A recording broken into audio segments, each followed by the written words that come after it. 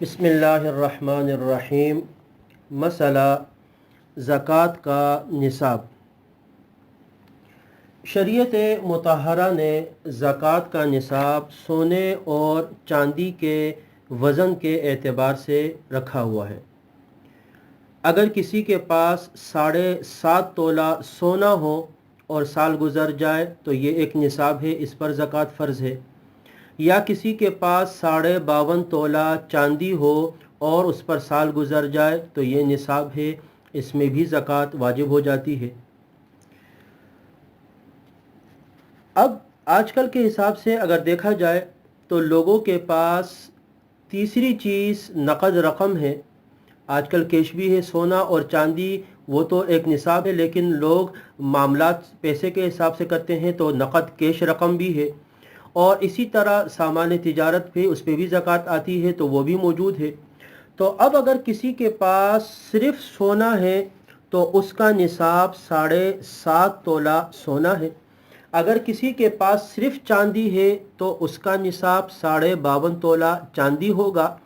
لیکن اگر کسی کے پاس نقد رقم موجود ہو یا سامان تجارت موجود ہو تو ایسی صورت میں ہم کس نصاب کا اعتبار کریں، سونے کا یا چاندی کا؟ اگر ہم سونے کے نصاب کا اعتبار کرتے ہیں تو وہ آج کل کے حساب سے بہت زیادہ ہے، تو بسا اوقات نقد رقم یا سامان تجارت یا کچھ چاندی وغیرہ بھی ہو سونا تو وہ اس نصاب 7.5 تولہ تک رقم نہیں پہنچتی، تو اس میں نصاب نہیں بنتا۔ اور اگر ہم چاندی کے نصاب کو دیکھیں تو 52.5 تولہ چاندی کی رقم کم ہے، تو جو نقد رقم ہوتی ہے یا سامان تجارت وغیرہ ان کو اگر ایک ساتھ سب جمع کر دیا جائے تو 52.5 تولہ چاندی کی رقم کے برابر وہ نصاب پورا ہو جاتا ہے۔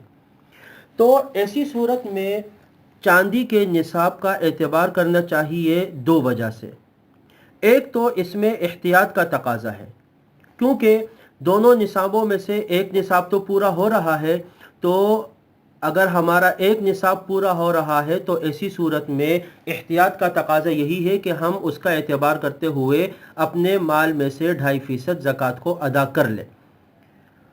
اور دوسری وجہ یہ ہے کہ اس میں فقراء کا نفع ہے، غرباء اور ان کا نفع، کیونکہ سونے کے حساب سے تو نصاب بنتا ہی نہیں ہے تو پھر زکوٰۃ کی ادائیگی نہیں ہوگی، اور چاندی کا نصاب اگر ہم اس کو لیں گے تو چونکہ زکوٰۃ لازم ہو جائے گی تو اس میں غریبوں کے ساتھ تعاون بھی ہو جائے گا، مدد بھی ہو جائے گی، اور وہ ان کے لیے زیادہ فائدہ مند ہے۔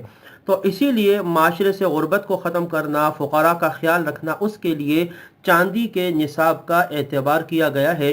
تو اب خلاصہ یہ نکلتا ہے کہ اگر کسی کے پاس صرف سونا ہے تو 7.5 تولہ سونے کا نصاب اس کے لیے ہے، اور وہ ہو تو اس پہ زکوٰۃ، سال گزر جائے تو زکوٰۃ ادا کرے۔